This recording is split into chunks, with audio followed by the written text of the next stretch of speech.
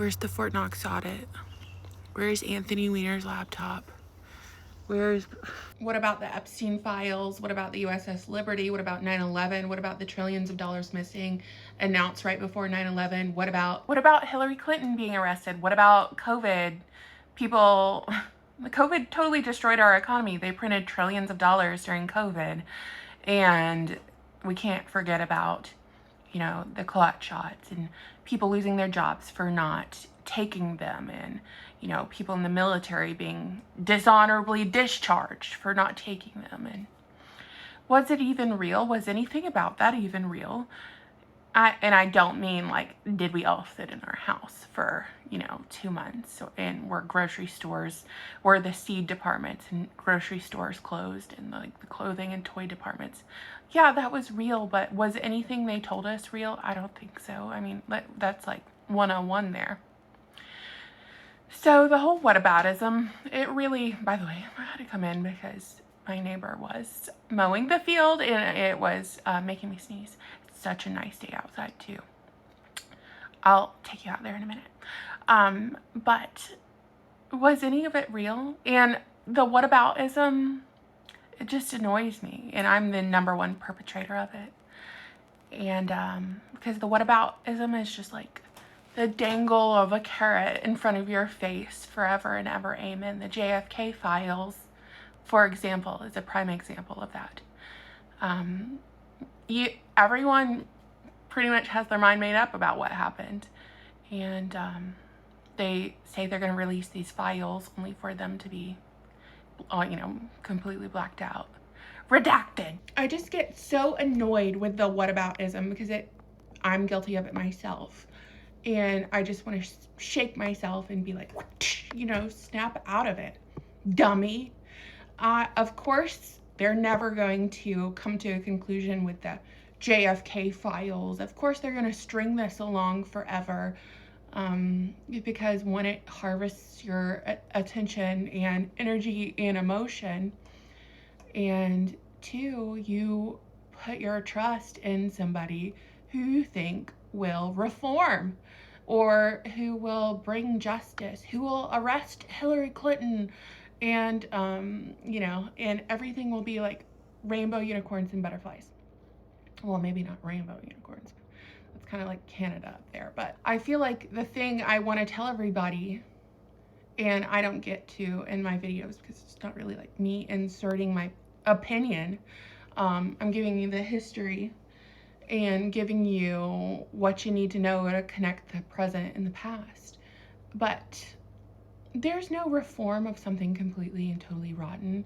These rotten little carrots that they dangle, there's no bringing those things back to where they're edible. There is no reform to something that has to be completely destroyed in order for us to move on as a society.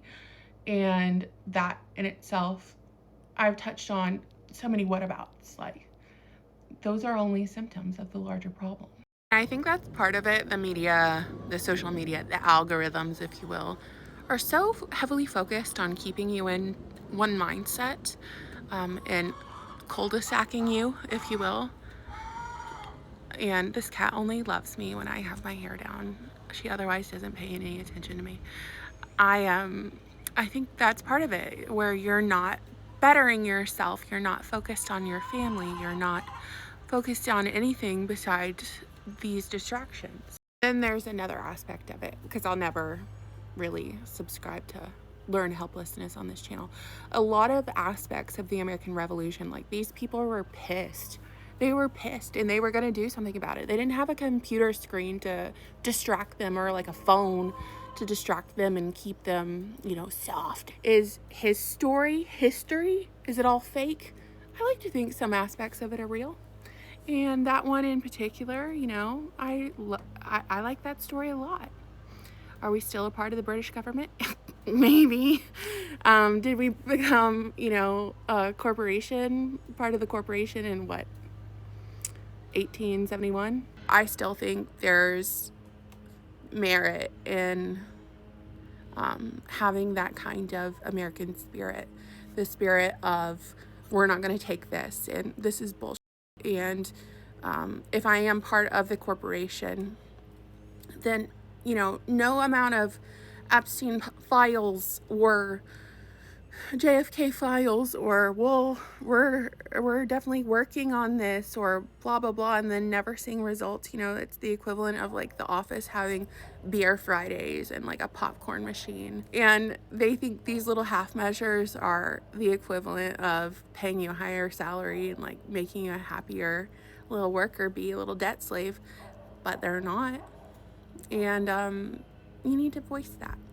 But I think we get distracted by all of these little injustices that never happen, and I'm number one. I'm number one on doing that. I am all about the whataboutisms, but there are bigger fish to fry here.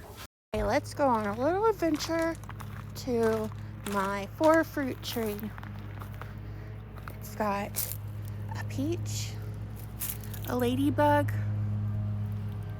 a nectarine. Where are the red? What 4 fruits? I think that might be an apricot, and I believe there are plums somewhere. I can't really tell. Is this not the coolest? My friend Grace Asher, who has a channel, sent me this last year. Happiest little chamomile plant ever, even though it's about to scorch in the sun. And I just want to show you what an absolute picture perfect day it is. It is insane. Not a single chemtrail in the sky, just like the most beautiful day you've ever seen. But yeah, that's feverfew. But these are my tomatoes I planted before the threat of frost was over. The haters told me not to, but what's the lesson here? Always ignore the haters. I just found a fig in the fig tree. I have 2 huge fig trees. I have 20 fruit trees in total. It seems early for figs. Lettuce.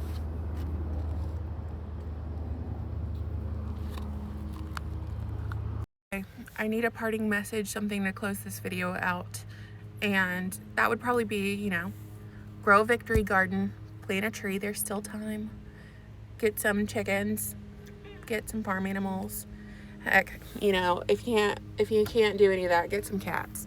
They'll work in a pinch. And you know, that's not gonna lower your interest rates. That's not gonna erase your student debt. That's not going to make housing prices drop magically. That's not going to unredact any of the redacted files.